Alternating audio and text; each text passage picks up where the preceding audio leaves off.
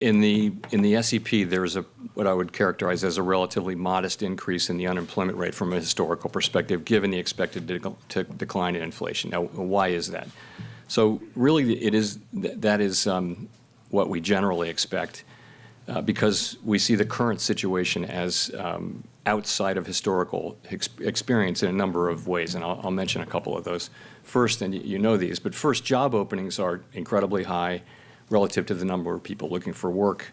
It's plausible, I'll say, that job openings could come down significantly, and they need to, without as much of an increase in unemployment as has happened in earlier historical episodes. So that's one thing. In addition, in this cycle, longer run inflation expectations have generally been fairly well anchored. And as I've said, there's no basis for complacency there, but to the extent that continues to be the case, that should make it easier to restore price stability. And I guess the third thing I would point to that's different this time is that part of this inflation is caused by this series of supply shocks that we've had, beginning with the pandemic and really with the reopening of the economy, and more recently amplified and added to by Russia's invasion of Ukraine, have all contributed to the sharp increase in inflation. So these are the kinds of events that are not really seen in prior business cycles. And in principle, if those things start to get better, and we do see some evidence of the beginnings of that, it's not much more than that, but it's good to see that. For example, commodity prices look like they may have peaked for now. Supply chain disruptions are beginning to resolve. Those developments, if sustained, could help ease the pressures on inflation. So let me just say, how much these factors will turn out to really matter in this sequence of events, it remains to be seen. We have always understood that restoring price stability while achieving a relatively modest decline, or rather increase in unemployment and a soft landing would be very challenging.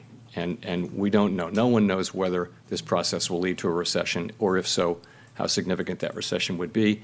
That's going to depend on how quickly wage and price inflation pressures come down, whether expectations remain anchored, and whether, also, do we get more labor supply, which would help as well. In addition, the chances of a soft landing are likely to diminish to the extent that policy needs to be more restrictive or restrictive for longer. Nonetheless, we're committed to getting inflation back down to 2% because we think that a failure to restore price stability would mean far greater pain later on. Just to follow up on one small thing, are vacancies still at the top of your list in terms of understanding the labor market and how much room there is there? Yes, vacancies are still almost 2-to-1 ratio to unemployed people.